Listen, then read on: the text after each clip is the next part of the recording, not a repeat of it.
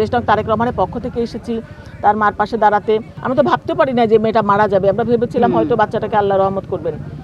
তো আসলে এইরকম ভাবে যে সারা শরীরে বিষ ছড়িয়ে গেছে, যেটা মানে বাঁচার কথা না হয়তো।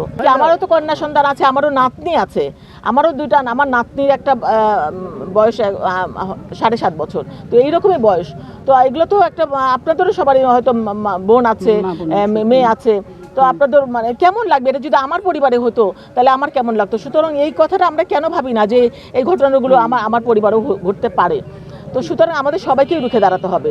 আর এই জিনিসগুলোর দৃশ্যমান শাস্তি যদি একটা না হয়, তাহলে কিন্তু ধর্ষকরা দিনে দিনে এগুলো বাড়াতেই থাকবে, মানে একটা আনন্দ উল্লাসের মতো এগুলো করছে। স্যান্ডেলিনা সো, রূপচর্চায় আভিজাত্য।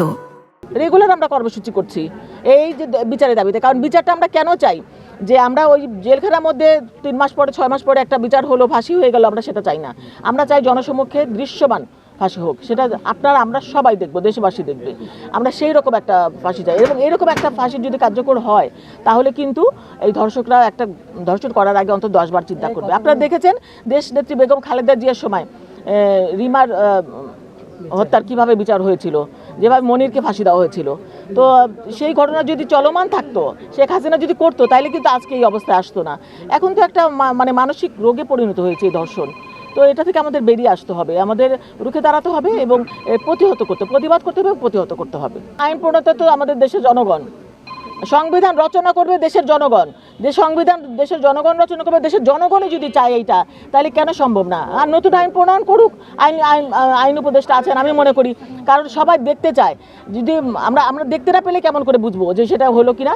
যদি সারা বাংলাদেশের মানুষ যদি দৃশ্যমান এটা পায়, তাহলে তো একটা নতুন করে একটা চালু হলো, আমরা নিরাপদ থাকতে পারবো, নারীরা, শিশুরা আমরা নিরাপত্তা বোধ করবো। আর যারা ধর্ষণ করে তারাও 10 বার চিন্তা করবে। তো আমরা দৃশ্যমান চাই, এরা বাংলাদেশে কেন সম্ভব না? ইয়েমেনেও হয়েছে দৃশ্যমান। তো আমার মনে হয় যদি আইন নাও থাকে, আইন একটা মানে করে এটা করা উচিত।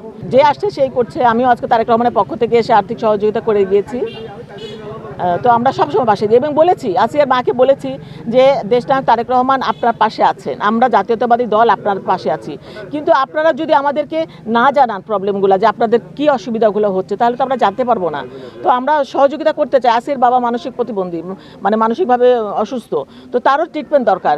এবং আসিয়ার যে এত খারাপ অবস্থা ওদের পরিবারের, ওর মা ভাই বোনদের, আপনি দেখেছেন মনে হয় একটা কাপড়ই চেঞ্জ করে পরার মতো কাপড় নেই। তো এইরকম অবস্থা ওদের। তো ওদের তো আমরা চাই যে ওরা মোটামুটিভাবে বাঁচার অবস্থায় আসুক। আমরা সেই সহযোগিতার হাত আমরা বাড়িয়ে দিতে চাই।